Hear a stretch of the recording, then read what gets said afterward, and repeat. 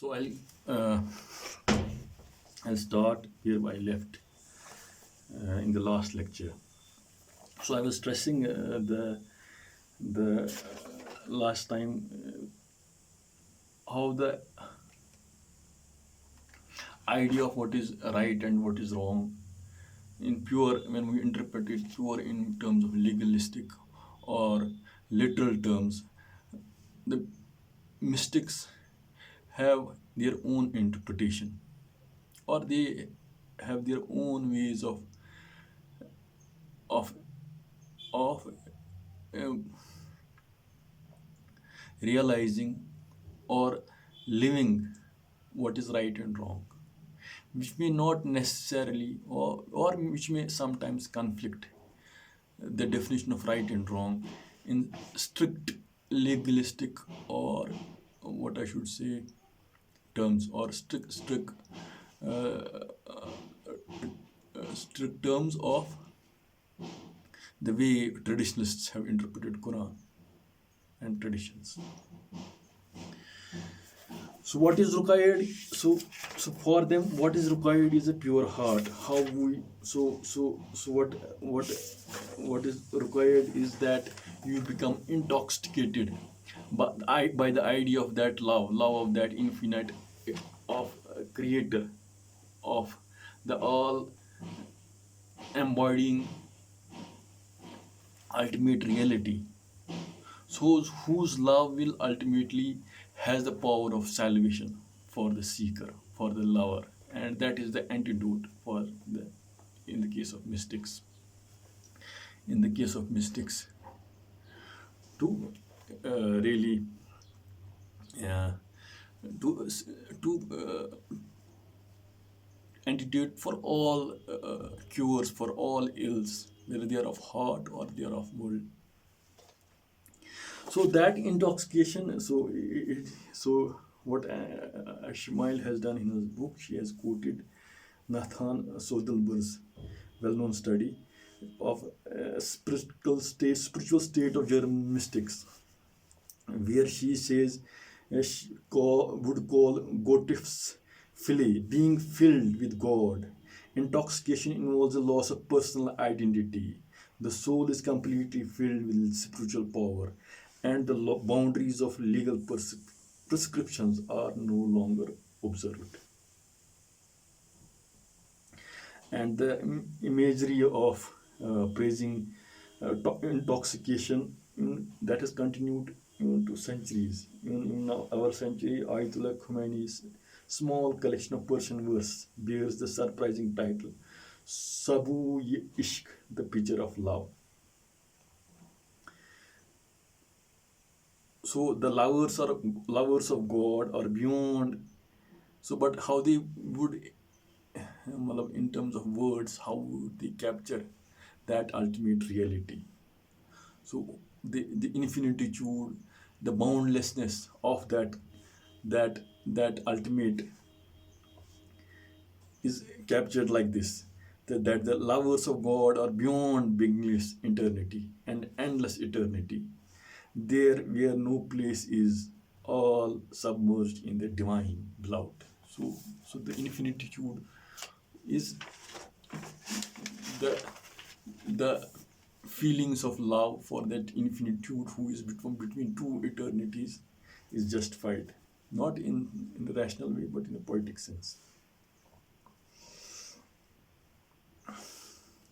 So the next chapter is a chapter, the word and the script. So it's an ancient thing. What is word and what is script, and what give meaning to words? So it's an ancient. So mystics have always felt. So there have been reams written on it, that there comes a stage in mystic stage where the reality of of what mystic experiences cannot be captured in terms of words. Words are too insufficient, or they have some certain inherent limitations to convey the richness or greatness of that mystic experience. So that was always there. So what is word and what's the script. So in this chapter, what she would rather try to just say that the primordial, so the word about God and from God. So even the idea of in the revelation, the primordial covenant shows very clearly that divine words precedes the human words. And after hearing the divine address, "Am I not your Lord?" the future human beings answered with, "Yes, we give witness to it." This is the Quranic verse. So the word as it comes from God and reveals and His will is central in Islam. But generally speaking, the sacred word is taken out of ordinary life and is confused, and it's confused noise by means of special kind of recitation which underlines its sacred character.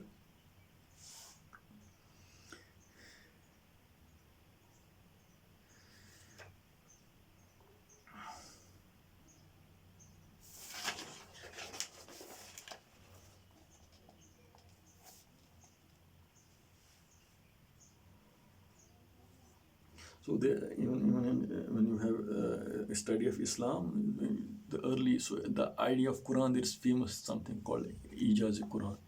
So how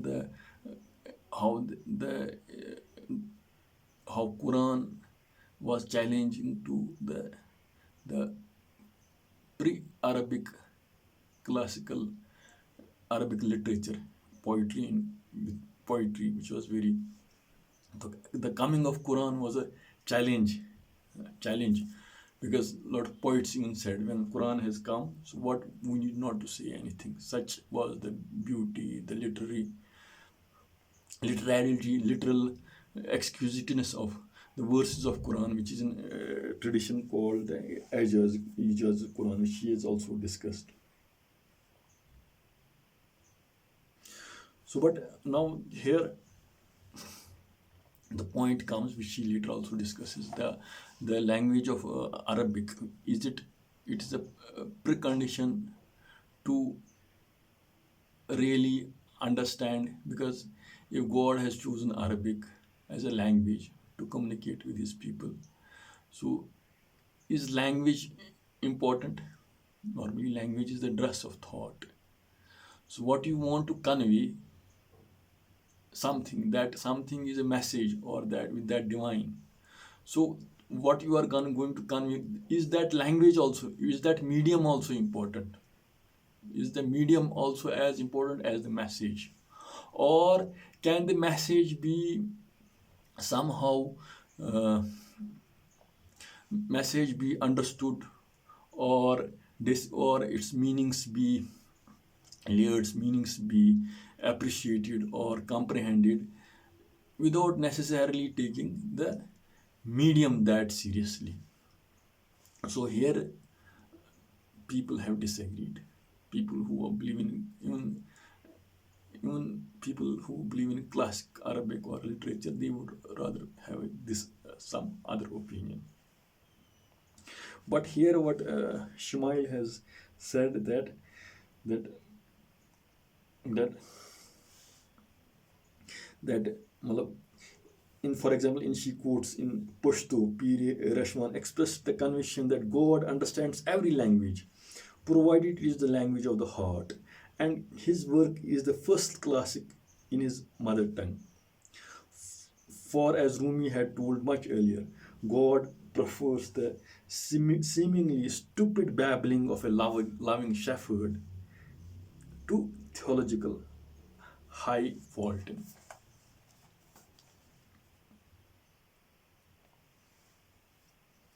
So the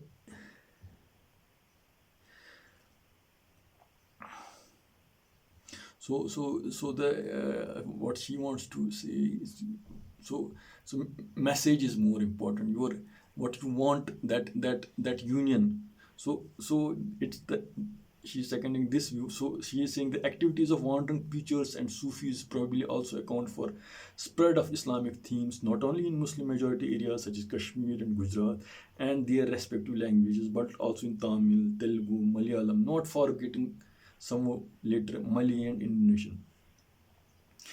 C.H. Baker once stated that use of Swahili Hausa as lingua francas for large parts of Africa amounted to the Islamicization owing to the great amount of Arabic phrases contained in the languages through which then the knowledge of Islamic culture reached African peoples. So one may assume that similar developments took place in India and Central Asia. So,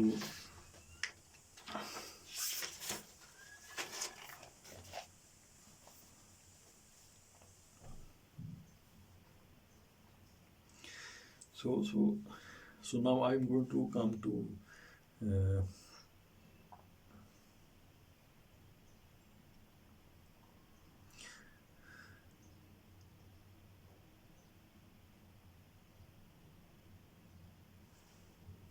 so how we can, so something called myth and mythos and logos, something called myth and reality, something. So what?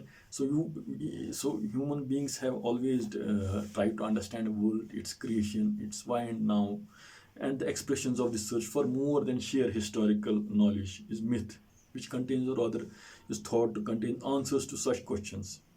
Myth speaks of typical events, something that happened at a certain time, of an event that can be called as memory, often rituals, vis-a-vis ritual acts.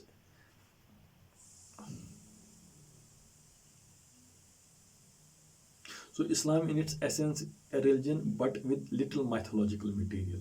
But interpreters of Quran, here the qualification is there, but the interpreters of Quran and tradition could not help enlarging the mythological germs found in the revelation. While mystical thinkers and poets often delve deep into the ocean of ancient mythological traditions to reinterpret them for themselves. So even though Quran is not the Quran which we have got, it can be rooted.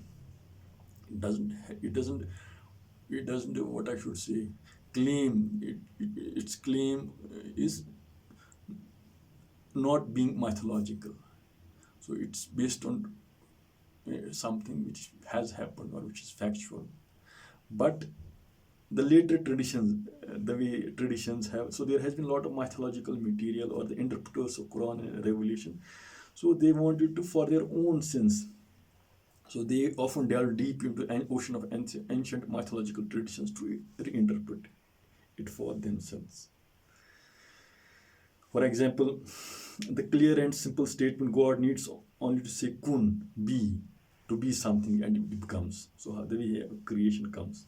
As well as the remarks that he created the world in the 6 days. In Christian mythology, maybe in not mythology, we have 6 days. Nowadays, even a lot of people in Muslim, when they talk of Sabbath, ayam, they talk of long days. So the interpretations have varied. What one day is, some maybe long days, 50,000 years, 1 year, whatever that is. We are elaborated in various other fanciful ways. For example, the element of mythos comes in. So perhaps the most fascinating one is Ibn Arabi's grand vision of creation by means of divine names that longed for manifestations. Widespread spread stories such as creation of the Muhammadan light, the primordial luminous substance of the Prophet out of which everything appeared belong here. So anthropological myths are also not lacking either. For example, the creation of Adam and Eve, the details of Adam's transgression, the fall of Adam, for example, we are repeated in various details in the Qisasul. For example, there's famous Qisasul Anbiya. There are a lot of stories of prophets, which which may seem to a modern mind may not seem plausible in a lot of ways, but the element of mythos, how it has been attached to scriptures, Quran also. And she just even quotes Quran, Iqbal's daring interpretation of fall as a necessary precondition for man's development into. So here Iqbal is an interpreter of Quran, the fall of Quran, the original sin. He might have his own interpretation, which the author considers as uniquely original in somehow defying how traditional interpreters have interpreted it in the light of Quran or in the right of their traditions which they were having.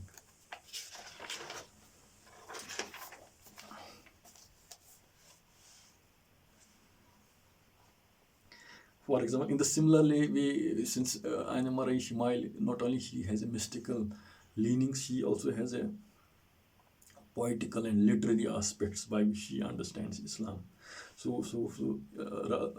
Apart from the way she interprets Quranic verses as having some mythological and other aspects. But now she is saying that, for example, in India, the Tutinama, the Book of Parrot, was widely read in Indian, Persian, and Turkish areas. After its first Persian version was by Naqshbandi, and it reached Europe by different routes. Growth of tales among people who can skillfully weave religious and political criticisms into their narratives can still be observed in some areas and sheds light on classic narrative techniques. So the element of mythos. So how the literature and this history, so how they somehow interface with each other.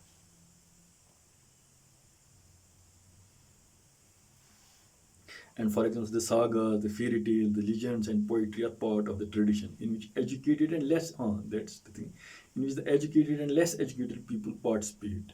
But veritable religious instruction is of different kind. Religion consists of good.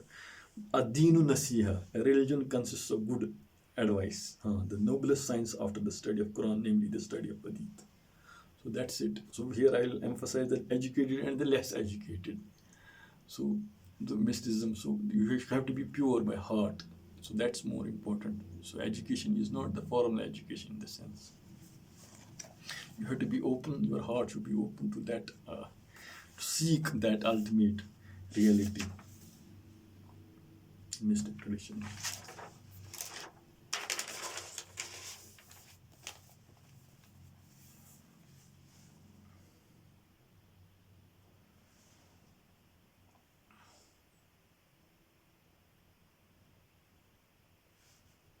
So for this, for example, the world of timelessness, where all contrasts are obliterated and the weakest creature equals the strongest one. So in this thing, what I'm saying, strongest is equal to weakest. In a spy, it's a mini mystical teacher. So weakest and stronger, or there is no weak and there is no strong. So here there's a famous quote by Abu Bakr: a ruler has, for weak, he should seem strong, and for strong should appear weak before him. For a good ruler. I will not. So that example can be paraphrased here also. So in a mystic sense, there is no strong and weak. So for this reason, riddles, and conundrums were also part of teaching. It seems not unlikely that in Hindu riddles or paheliyan ascribed to Amir Khusro may have been a genuine contribution to his to mystical teaching, as he was disciple of Chishti master Nizamuddin Awliya. So now she's continuing the tradition, in the literary tradition.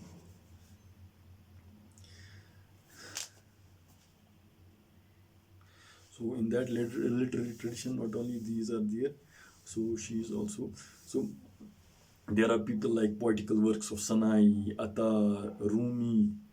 So they are all poets as well as mystics. So they are the delightful allegories of Sohrawardi, the master of illumination, of Jew, and medieval Persian prose. So they carry that tradition forward.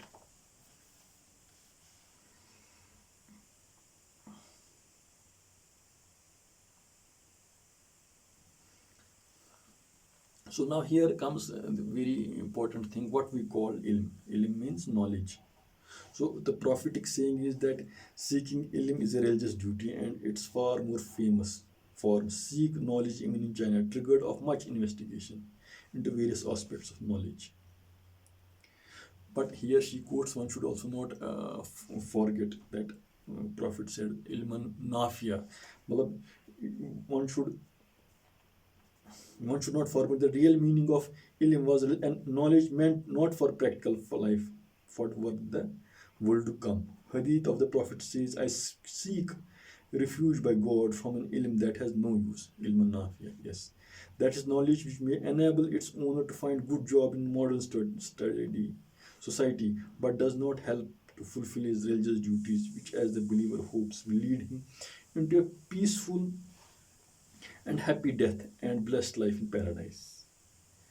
The content of ilm is to know how to utilize each moment of life in the service of God and how to do everything even though it may look profane action in conformance with the divine law.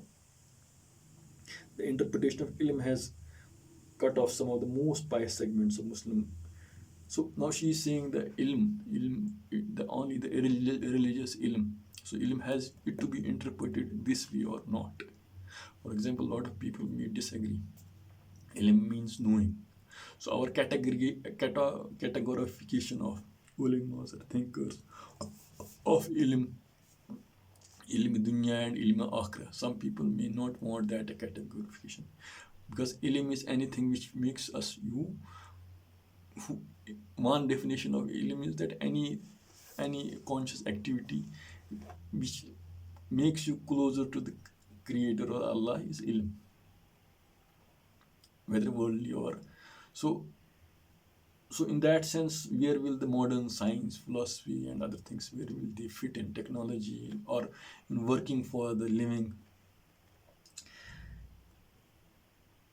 So there are interpretations which would want that ultimate interpretation of knowledge or ilm is only the ilm which will ultimately make you, which includes Quran and Sunnah and the traditions, and the modern science and the interpretations thereof. They are a bit secondary, they are not primary.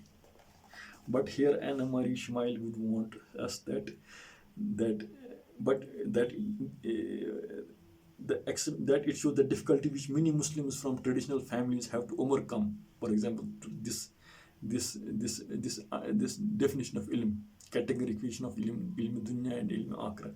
So this may be an exception where it shows the difficulties which many Muslims from traditional families have to overcome when trying to live in modern Western societies. So besides ilm, the great power that serves to prepare the believer for happy life in hereafter, Muslims also know irfan, a term often translated as gnosis. So she is saying, but one has to be aware not to understand gnosis or irfan in the sense of historical gnostic trends in Hellenistic Christian tradition. So the Hellenistic Christian tradition is different from the irfan, which is inspired by mystico-philosophical wisdom, which permeates later Sufi and theosophical writings, particularly in Iran, in the poetry of Rumi, Jami, Sadi. And there's a whole, even up to 20th century, there's a lineage, there's a series of, you can trace it to the idea of irfan, which is rooted in mystico-philosophical wisdom.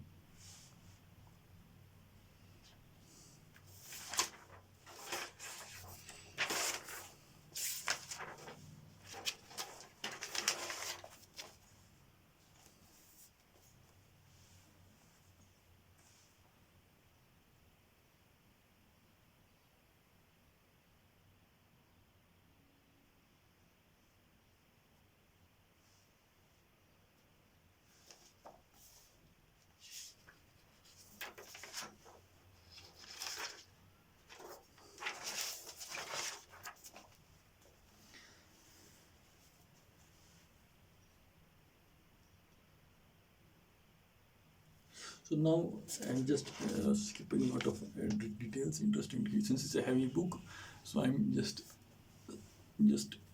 being prejudiced or biased to my own readings.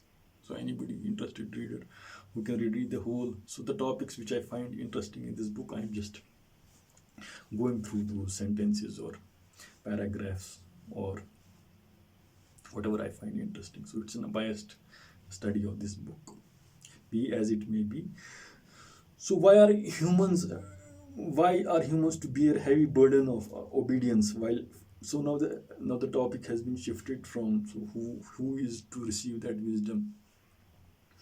pure heart or not, what is knowledge, what is ilm. So now that there comes some another questions. These questions even have been there have been famous debates in Islamic history of those debates of Jabr and Qadr, the destiny, Qismat, lot of debates. So maybe now she is trying to come to those questions, and how in literary traditions, mystical literary traditions, how they have been addressed or adapted. So the questions are: why are humans to bear a heavy burden of obedience, while the ferocious wolf is not asked to account for his bloodshed? Why is there suffering? Why does the earth now appear in lovely green and now in wintry white? But the poets always end with the praise as they began with it. The wisdom of the Creator is too great to be doubted. So why you should not doubt the wisdom of the Creator?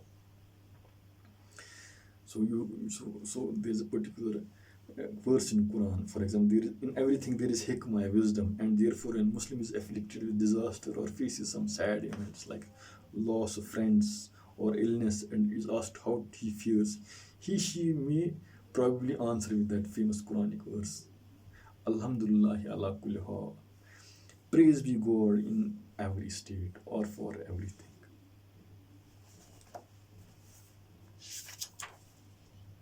So there's a whole literature in Muslim literature, how there are verses of poets, how people have addressed these issues.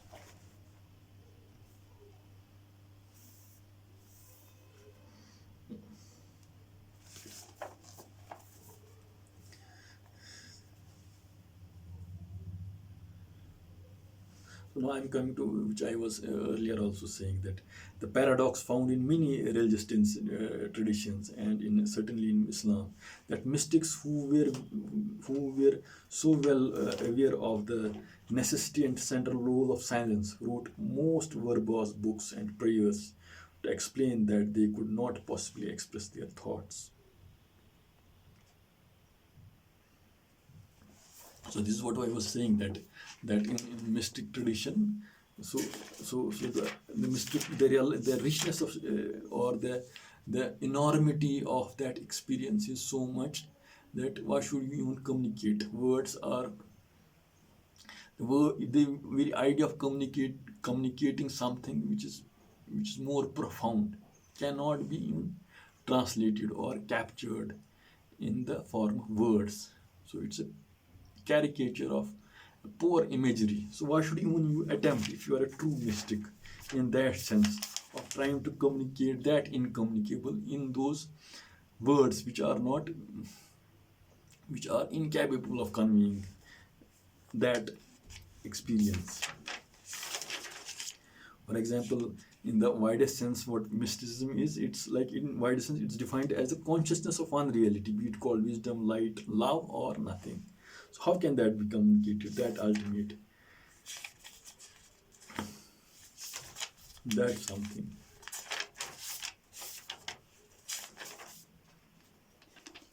So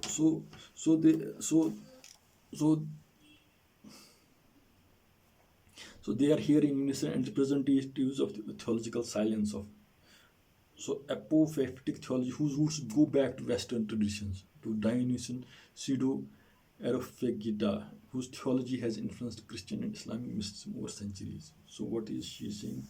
So was not Al-Hajj executed because he committed the major sin, or ifshai sir, divulging the secret of loving union? That's it. That's at least how later generations interpreted his death on the gallows, pointing by this interpretation to the importance of silence. So there's a famous mystic you might have heard of, Mansur al-Hajj, his communication analog. So they are giving meaning to why he was punished that way. So there was something wrong to it. He had conveyed that mystic experience to the outside world, which was not to be.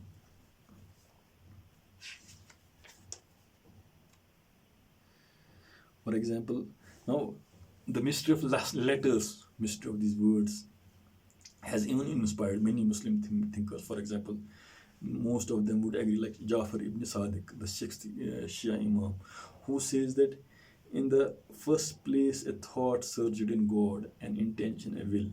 The object of his thought, this intention, and this were the letters from which God made the principle of all things, the indices of everything perceptible, the criteria of everything difficult. It's from these letters that everything is known.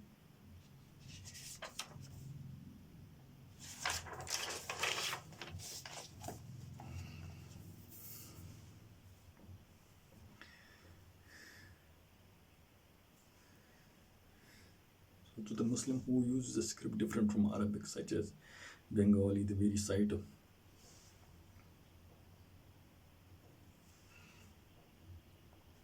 so even the use of I was which the debate I will come back to.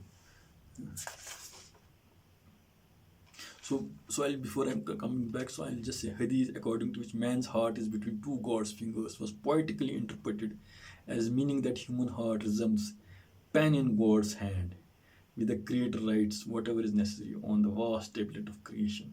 The imagery of human being as a pen or else as letters written by master calligrapher is common in Islamic poetry. As Rumi sings, my heart is like a pen that's in blowed fingers. Tonight he may be a Z, perhaps tomorrow a B. He cuts and prepares his pen well to write in Rika and Nask. The pen says, yes, I'll obey. For you know best what I to do. Sometimes he blackens its face. He wipes it, then in his hair he keeps it now upside down. Sometimes he works with two.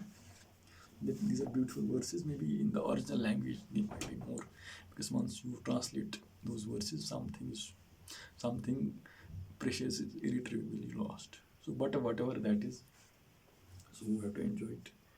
So, seven centuries later, Ghalib also translated into Urdu poetry the cry of letters, which rebels against God who wrote them in such strange forms.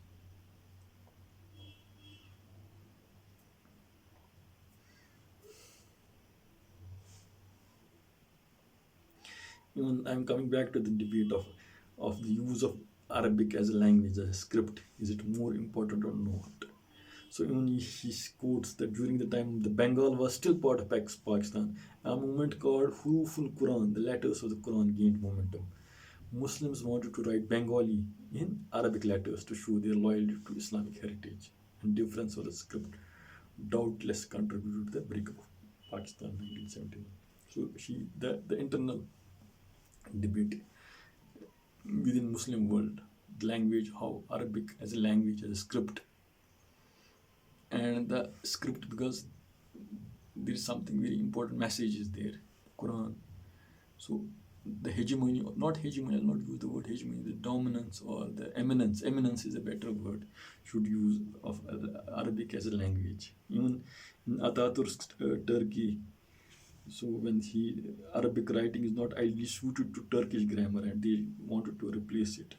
Arabic and Persian words and grammatical elements in classical Ottoman Turkish language made it natural choice to use the script from the time of Turks' conversion to Islam.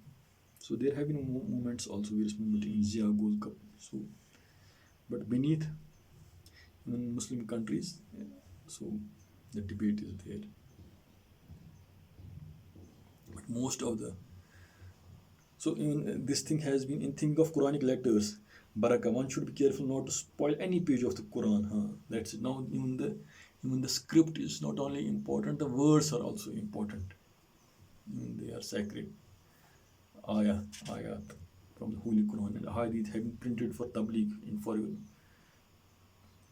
So she quotes journals of Pakistani Historical Society.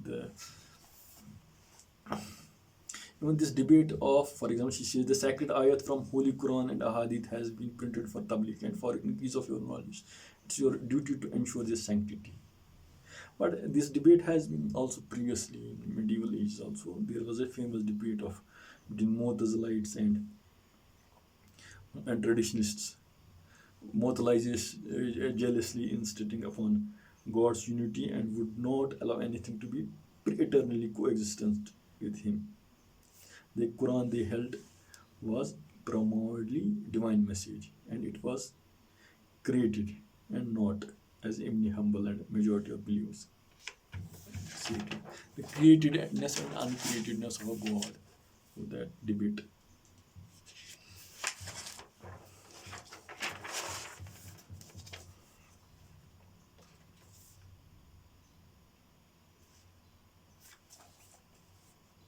So now we come to another thing which she has discussed is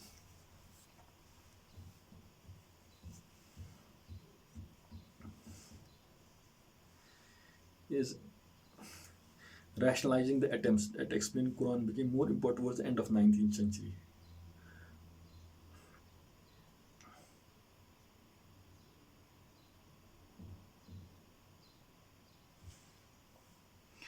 So how Quran verses are to be interpreted. So apart from mystical, literal, or theological, or scriptural way of or traditional way of understanding. So what's the rational part of it? How it has to be interpreted? Even if you talk of mysticals, for example, Rumi says the Quran is a double-sided brocade. Some enjoy the one side, some other side. Both are true and correct, as God Most High wishes that both groups might use from it. For example, some people are children on the path and drank milk, and some people enjoy the external meanings of the Quran, but those who are true men know of another enjoyment and have different understandings of the inner meanings of the Quran. These words only tend to convey that there can be layered understandings of Quran and also interpretations included. But does it include the rationalizing attempts at explaining the Quran under the increasing influence of modern Western scholarship? So this is the point. So those things we have not any conflict. So does it have some? So this debate has been, for example, towards the end of 19th century, doubtless under the increasing influence of modern Western scholarship. That is particularly true of Muslim India. Sir Sayyid Ahmad Khan, the reformer of Indian Islam, was sure that the work of God cannot contradict the word of God. He wrote work of God and word of God in English in the Urdu text of his treatise. And although this was a statement voiced as early as 11th century by Al-Biruni, Sir Sayyid went far beyond the limits of what had hitherto been in interpreting Quran. He tried to do away with all 9 scientific concepts of the book, such as jinns. So that's why he was famously called the Natri in Urdu. So that's a particular way of belittling Sir Said's. So he was not very much liked by traditionals, like the schools, the way they interpreted. So they felt his interpretation of Quran in the light of maybe the influences he has gone to England, those positivistic, rational influences, or naturalistic influences rather, that was a better sense, and denying the mystical and extra rational elements of Quran, or extra which cannot be immediately verified under the scrutiny of scientific method. So they somehow did not approve of that methodology of Sir Said, because Sir Said had his own way of interpreting jinns, for example, which were turned into microbes or angels, which are spiritual powers in man and not external winged beings, as was traditionally believed. His traditionally colleagues branded him therefore a naturalist. So some decades later, the former vector of maybe this conflict has been somehow people try to reconcile it. The conflict of religion and rationality, religion and science. So the debate is relevant in our times also. So true religion cannot conflict with truth, and when you are positively convinced of truth of any scientific remark which seems to be incompatible with Islam, this is only because we do not understand correctly the Quran and the traditions.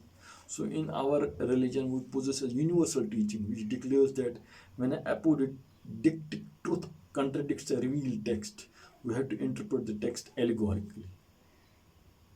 So he's coming back to the way. There was a famous debate in medieval times also of time and the famous, it's called the Akal and Nakal debate of Imam Razi. Imam Razi would also want to, he also would rather cohere to this interpret. He would also want to interpret, for example, when the Akal and Nakal will will somehow contradict. There is an apparent or real contradiction. So the Nakal revelation has to go into background in defense of Akal. So he will say that revelation we have to interpret the text allegorically, maybe in some metaphors. So you need not to take a strict meaning of it. So but how are the problems? How can, so if you take this interpretation of Quran, so how are the problems, like how can you accommodate problems of Darwinism, Quranic revelation? In some people, even when people try to interpret things rationally, even they will try to find hydrogen bomb or most recent discoveries in chemistry or biology in Quran, and the process of demytholization of is very visible. But the translation commentary of the Quran issued by Ahmadiyya, there was a sect in Islam at the time when this movement was started, for they wanted to interpret the exegesis in this way. But here there is a very important point which has been mentioned, but that one should be aware that Quran is not a textbook of physics or biology, but that its basic elan is moral. This is what famous modernist Muslim thinker Fazlur Rahman writes. That is, it is the moral law that is immutable, while discoveries of science change at an ever increasing speed. So even people who wanted to understand Quran in the light of rationality, so that school, when they take it too far, it has also its own, what I should say, limits. It also leads to something which is maybe abhorrent, or it leads to something which is contradictory to what, not contradictory. So it leads to conclusions which may not, which are not impressive, which seem to be not impressive, I'll say, which seem to be lacking that. So you miss the whole point basically, because the ultimate what Quran is for, it's not for discovery. So it's a moral, so there's some moral order, or there is some divine, there's something called hidayah. So it has some different purpose, it's not for that. So you miss the point. This is what Fazl Rahman tries to convey.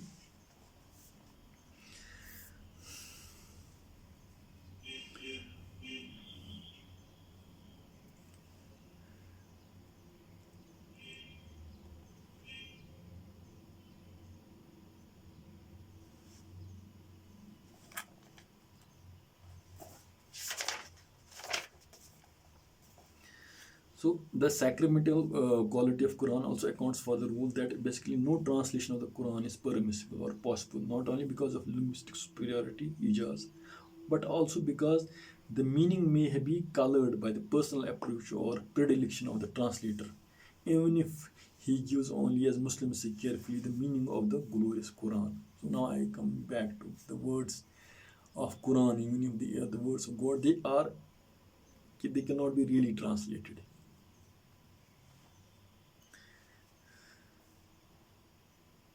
That's why even the best translations are like this, the meaning of glorious Quran. So not only does comparison of French, English, German translation leave the Western reader confused and bewildered, but even when reading translations into Islamic language like Persian, Turkish, Urdu, Sindhi, Pashto, one becomes aware of these problems. So linguists may more appreciate it, this thing, or a person who really has that feeling that you are Allah is talking to you through Quran. So So that the incommunicability of that thing, what it is basically, that can be also the one of the explanations. So it is the inefficacy of translation which has caused so many misunderstandings about the Quran and its message, especially when the sentences are taken out of context and set absolute. For according to Muslims, understanding not out of the context and set absolute. For according to Muslim understanding, not only words and ayat but also entire fabric of Quran. The interweaving of words, sound and meaning are part and parcel of Quran. Furthermore, for the great historic interpreters of Quran such as Ibn Arabi, the apparent unconnectedness of words and ayat reveals in reality a higher order, which not only those understand who have eyes to see, that is, who read the Quran through tahqiq, direct experience, not through taqleed, means dogmatic imitation. So here he has emphasized the idea of tahqiq. Yes, a lot of people have taken, scholars in 20th century have taken this idea of tahqiq Quran, how to interpret Quran, or aslubi Quran, you can see. So it's a big debate, not debate. So how we can interpret the verses of the Quran. So there is always scope for interpretation.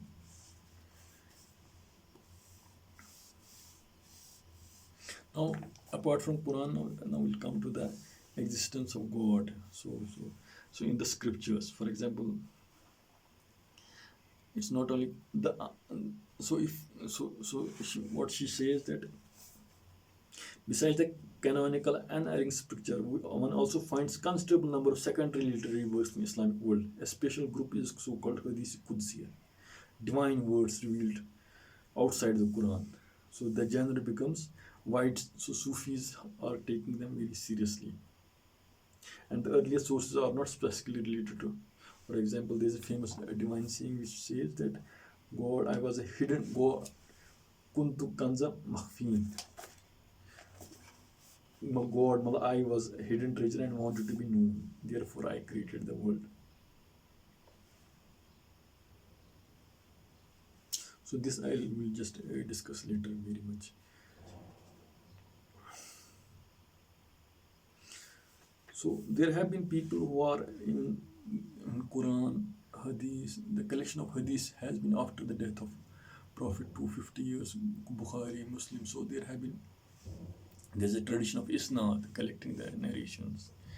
So there are people who are, for example, Sir Said or Nature Reformer used to say that one of the reasons why traditional Hadith reacted to Shahs, so he may not have taken Hadith literature too seriously.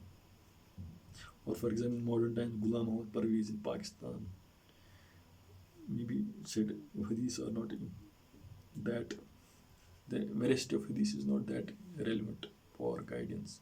Quran is the sole book.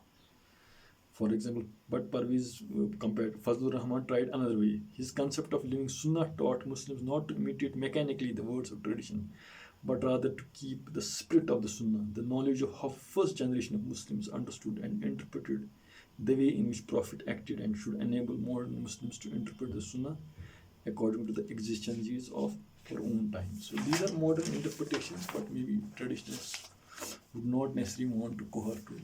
For them, not only Quran but Sunnah, but the traditions they even categorize Sahih, Zuhur, Hadith literature, Sunnah. So that orthodox interpretation differs from this interpretation. But Annemarie SUHAIL is more inclined towards mystic, literary, and reformistic people who want to interpret these Quran in the spirit of our times. So I'll stop here. I'll just go the next. I'll just continue this debate again. The next series, next lecture.